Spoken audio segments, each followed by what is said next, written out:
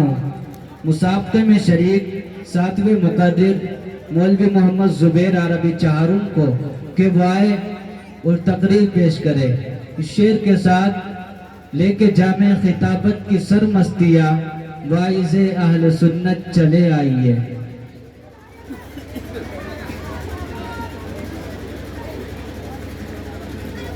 السلام علیکم ورحمۃ اللہ وبرکاتہ۔ نحمده ونصلی علی رسولہ الکریم، اما بعد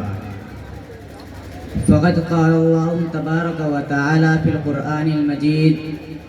فاعوذ باللہ من الشیطان الرجیم بسم اللہ الرحمن الرحیم كما أرسلنا فيكم رسولا منكم يتلو عليكم آياتنا ويزكيكم ويعلمكم ما لم تكونوا تعلمون۔ حضرات، آج کے اس رخ پرور انعامی مسابقے میں میری تقریر کا عنوان ہے اسلامی تہذیب نے انسانیت کو کیا دیا۔ موضوع بہت ہی فکر انگیز اور حیرت آمیز ہے۔ امید ہے کہ آپ حضرات غور و تدبر اور سنجیدگی و متانت سے میری معروضات کو سننے کی کوشش کریں گے۔ حضرات، 6 صدی عیسوی میں جب پوری دنیا پر ضلالت و جہالت کی تاریکی چھائی ہوئی تھی، انسانیت کو زندہ رکھنے کے احساسات مردہ ہو چکے تھے، ہمدردی و ہمکاری کے تمام دروازے بند ہو چکے تھے، ایرانی تہذیب معاشی و اقتصادی زب و حالی کا شکار ہو چکی تھی، یورپی قومیں خونی سمندر میں ہچکولے کھا رہی تھی، رومی سلطنت تمدن انسانی کی شاہراہ سے منحرف ہو چکی تھی، ہندی تہذیب معاشرتی اور اخلاقی نقطۂ نظر سے کوسوں دور جا چکی تھی، گویا کہ پوری دنیا وَكُنْتُمْ عَلَى شَفَا حُفْرَةٍ مِّنَ النَّارِ کا نظارہ کر رہی تھی۔ اب ایسے وقت میں ضرورت تھی ایک ایسے قائد کی جو انسانوں کو انسانیت سے عطا کرے، ان کے عزت و وقار کو بلند کرے اور انہیں زندگی کے اصول و ضوابط سے روشناس کرائے۔ چنانچہ خداوند قدوس نے نبی امی محمد عربی صلی اللہ علیہ وسلم کو مبعوث فرمایا، جنہوں نے قلیل عرصے میں انسانوں کو نئی زندگی، نئی روشنی، نئی تہذیب، نیا تمدن اور نیا معاشرہ عطا کیا۔ برادران اسلام، آپ اقوام عالم کی سابقہ تہذیبوں کا مطالعہ کریں، ان کی معاشی و معاشرتی، اخلاقی و اقتصادی حالت کی داستان پڑھیں اور اسلامی تہذیب کی روشنی میں ان کی موجودہ زندگی کا جائزہ لیں، تو آپ کو معلوم ہوگا کہ ننگے انسانیت کو فخر آدمیت بنایا تو اسلامی تہذیب و تمدن نے صنف نازک کو شرافت و عظمت کا تاج پہنایا، تو اسلامی تہذیب و تمدن نے ظلم و بربریت کے خوگر کو عدل و انصاف کا پیغامبر بنایا، تو اسلامی تہذیب و تمدن نے صحرا وردوں و شتربانوں کو قیصر و کسریٰ کے محلات میں پہنچایا، تو اسلامی تہذیب و تمدن نے جنگ و جدال کے خوگر کو آپس میں بھائی بھائی بنایا، تو اسلامی تہذیب و تمدن نے شراب و کباب نمس انسانوں کو رشد و ہدایت کا درخشندہ ستارہ بنایا، تو اسلامی تہذیب و تمدن نے مفکران قوم و ملت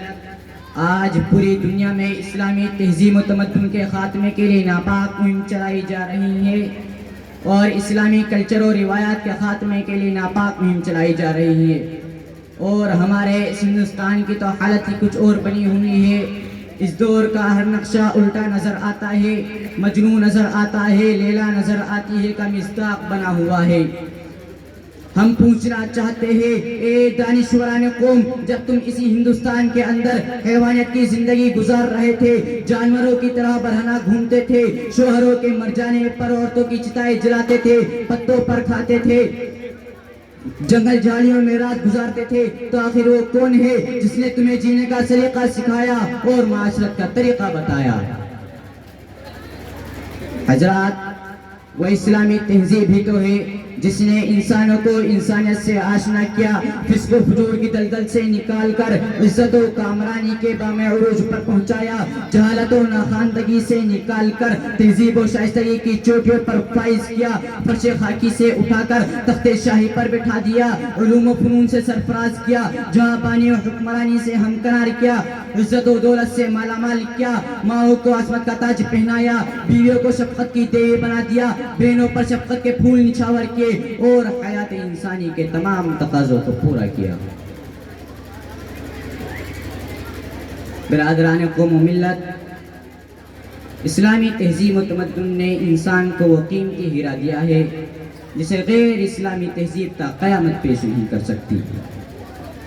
آج مغربی تہذیب شباب پر ہیں، لیکن اس نے انسانیت کو کیا دیا؟ کیا اس نے عورتوں کو عزت بخشی؟ کیا اس نے معاشرے کو برائیوں اور گندگیوں سے پاک کیا؟ نہیں، ہرگز نہیں، بلکہ اس نے عریانت و فحاشی کو فروغ دیا، جس میں فروشی اور زناکاری کو عام کیا، دوشی زاؤ کو چراغ کھانے کے بجائے شمع محفل بنا دیا، کسب معاش کے خاطر انہیں شاہراہوں اور بازاروں کی زینت بنا دیا۔ اس کے برخلاف اسلام نے ان کی عزت و آبرو کا احترام کیا، عفت و پاک دامنی کا خیال کیا اور ان کی اہمیت و حیثیت سے لوگوں کو آگاہ کیا،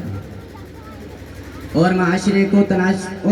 کو انتشار و خلفشار، تنازعات و اختلافات، ذلت و نکبت، غربت و مسکنت، ضلالت و جہالت، شناعت و رذالت اور محکومیت و مغلوبیت کی نحوست سے پاک کیا، اور انسانوں کو اس قلیل مدت میں قیادت و سیادت، حکومت و امامت، عزت و شرافت، عظمت و جلالت، محبت و اخوت، عقیدت و الفت اور مساوات و وحدت کے اس اعلیٰ معیار پر پہنچا دیا جس کی تاریخ انسانی میں نظیر نہیں ملتی۔ الغرض، انسانوں کے اندر اگر کمال آیا تو اسلامی تہذیب و تمدن کی بدولت آیا، اخلاق و کردار کی بلندی آئی تو اسلامی تہذیب و تمدن کی بدولت آئی، اور اگر انسانیت نے اپنا کھویا ہوا مقام پایا تو اسلامی تہذیب و تمدن کی بدولت پایا۔ میں اللہ تبارک و تعالیٰ سے دعا کرتا ہوں کہ ہم سب کو کہنے سننے سے زیادہ عمل کی توفیق عطا فرمائے۔ وآخر دعوانا ان الحمدللہ رب العالمین۔ یہ تھے مولوی محمد زبیر بن حافظ شمشاد، جو بڑے خوبصورت انداز میں تقریر پیش فرما رہے تھے۔ آئیے حضرات، اب میں الوداع کے لیے